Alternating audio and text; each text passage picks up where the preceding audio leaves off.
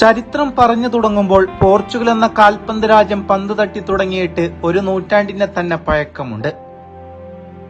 പക്ഷേ ആ ചരിത്രത്തിൽ അവർ എത്രമാത്രം ആഘോഷിക്കപ്പെട്ടു എന്ന് ചോദിക്കുമ്പോൾ പറഞ്ഞു വെക്കാൻ പ്രാപ്തമായ ചില ചരിത്രങ്ങൾ മാത്രമാണുള്ളത്.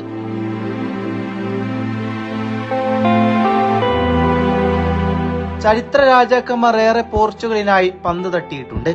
ബാലൻഡിയോർ വിന്നറായ യുസേബിയോയും ലൂയിസ് ഫിഗോയുമെല്ലാം ആ ചരിത്രത്തിലെ പ്രധാനികളാണ്. ഏകദേശം 1921 മുതൽ രാജ്യാന്തര ഫുട്ബോളിൽ പന്ത് തട്ടാൻ തുടങ്ങിയ യുസേബിയോയും സംഘവും പലതവണ കിരീട വിജയങ്ങളിലേക്കുള്ള അവസാന വഴികളിലാണ് വീണുപോയത്. ലോകകപ്പുകളിലും യൂറോ കപ്പുകളിലുമെല്ലാം മൂന്നാമതായും രണ്ടാമതായും അവസാനിപ്പിച്ചതൊഴിച്ചു നിർത്തിയാൽ അവരുടെ നേട്ടങ്ങളുടെ പാത്രം വെറും ശൂന്യം മാത്രമാണ്. തന്റെ പ്രതിബദ്ധം കൊണ്ട് ഫിഗോയും യുസേബിയോയും തന്റെ ടീമിനെ കിരീട വിജയത്തിൽ അവതരിപ്പിക്കാൻ കഴിയാതെ വന്നത് തീർത്തും നിരാശാജനകമാണ്. 2000 അവർ കണ്ട അവസാന കിരീടയംഗം 2004 നടന്ന സെമിയിൽ അവസാനിച്ച ആ യൂറോയായിരുന്നു.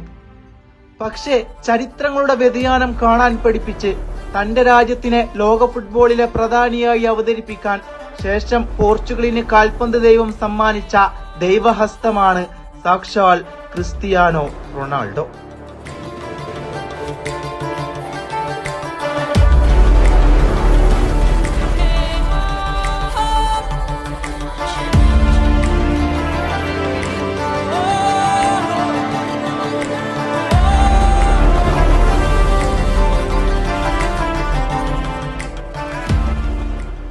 തന്റെ പ്രതിബദ്ധം കൊണ്ട് പോർച്ചുഗലിനുമപ്പുറം അയാൾ തന്റെ പ്രതിബദ്ധത്തെ ലോക ഫുട്ബോളിൽ അവതരിപ്പിക്കുകയായിരുന്നു. നേട്ടങ്ങളിൽ തുടങ്ങി കാൽപന്ത് ചരിത്രത്തിലെ അതുല്യനായി മാറാൻ അയാൾക്ക് അധിക സമയം വേണ്ടി വന്നില്ലായിരുന്നു. നൂറ്റാണ്ട് കാലം നീണ്ട തന്റെ ടീമിന്റെ കിരീട കാത്തിരിപ്പിന് 2016 അയാൾ അറുതി വരുത്തി.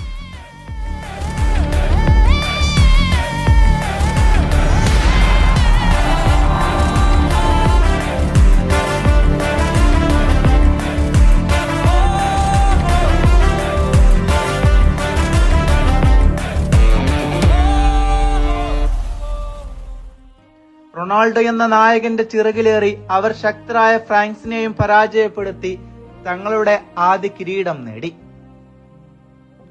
അതായിരുന്നു അവർ കണ്ടതിൽ ഏറ്റവും മനോഹരമായ ചരിത്ര നിമിഷം. ഒരുപക്ഷെ ആ കിരീട വിജയം ആഘോഷിച്ചു തീരും മുമ്പേ നേഷൻസ് ലീഗ് കിരീടവും നേടിയതോടെ പോർച്ചുഗലിന്റെ തീരാശാപം ഏറെക്കുറെ അവസാനിച്ചിരിക്കുന്നു. 2022 ഖത്തർ ലോകകപ്പിലെ കിരീടയാത്രയിൽ അവസാനിച്ച ആ യാത്ര ഇനി തുടങ്ങുന്നത് 2024 യൂറോയിലായിരിക്കും. ഈ കിരീടം അവർ സ്വപ്നം കാണുന്നത് അവരുടെ പുതിയ പരിശീലകനായ റോബർട്ടോ മാർട്ടിനസിന്റെ പുതുതന്ത്രങ്ങളിലൂടെയാണ്. ഖത്തറിൽ ഒതുക്കപ്പെട്ട റോണോ എന്ന പ്രതിഭയുടെ നായകത്വം കൂടി ഈ പതിപ്പിൽ പോർച്ചുഗൽ അവതരിക്കപ്പെടുമ്പോൾ കിരീട സാധ്യതകളെ പോർച്ചുഗൽ സജീവമാക്കുകയാണ്. 2024 യൂറോ കപ്പിൽ പോർച്ചുഗൽ നിരയുടെ ഗോൾ കീപ്പറായിട്ടുള്ളത് അവിശ്വസ്തനായ റൂയി പാട്രിഷ്യോയും ജോസോയും ഡീഗോ കോസ്റ്റയും.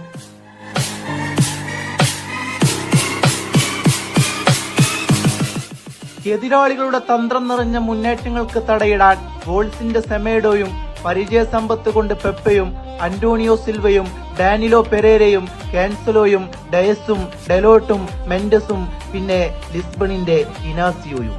ഒരു മത്സരത്തിലെ പൂർണ്ണ നിയന്ത്രണം ഏറ്റെടുക്കാൻ പ്രാപ്തമായ മധ്യനിരയാണ് മാർട്ടിനസ് ഒരുക്കിയിരിക്കുന്നത്.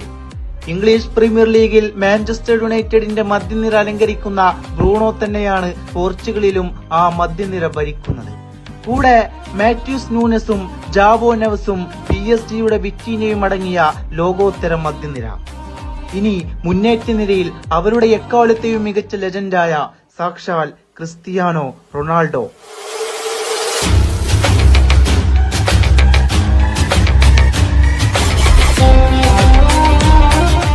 പിന്നെ നെറ്റോയും ഫ്രാൻസിസ്കോയും ഡിയാഗോ ജോട്ടയും റാഫേൽ ലിയോയും ജാവോ ഫെലിക്സും ബെർണാണ്ടോ സിൽവയും ഗോൺസാലോ റാമോസും അടങ്ങുന്ന ഒരു നല്ലൊരു മുന്നേറ്റ നിര അവർക്കുണ്ട്. ഒരുപക്ഷെ ഈ യൂറോയിലെ അതിശക്തമായ മുന്നേറ്റ നിര തന്നെയാണ് പോർച്ചുഗൽ ഈ മത്സരങ്ങൾക്കായി അണിനിരത്തുന്നത്. സാന്റോസിൽ നിന്നും വ്യത്യസ്തമായ റോബർട്ടോ ഈ ടീമിനെ എങ്ങനെ വാർത്തെടുക്കുമെന്ന് കാത്തിരുന്ന് കാണേണ്ടത് തന്നെയാണ്.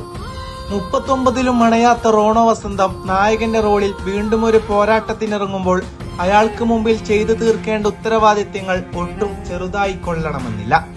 ഫെർണാണ്ടോ സാന്റോസ് റോണോ എന്ന ഇതിഹാസത്തെ പരിഹസിച്ച പോലെ റോബർട്ടോ ഒരിക്കലും അവഗണിക്കില്ല എന്ന പൂർണ്ണബോധ്യം ആരാധകർക്കുണ്ട്.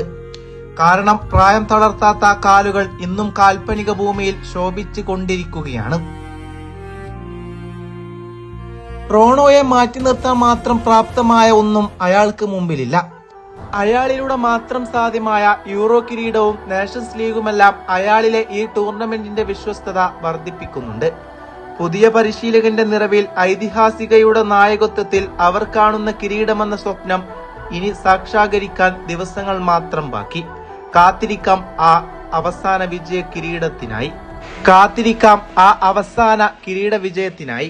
மனதில் விதைத்த வார்த்தை நினைவிருக்கும், மண்ணில் எங்கும் முற்கள் நிறைந்திருக்கும், தடைகள்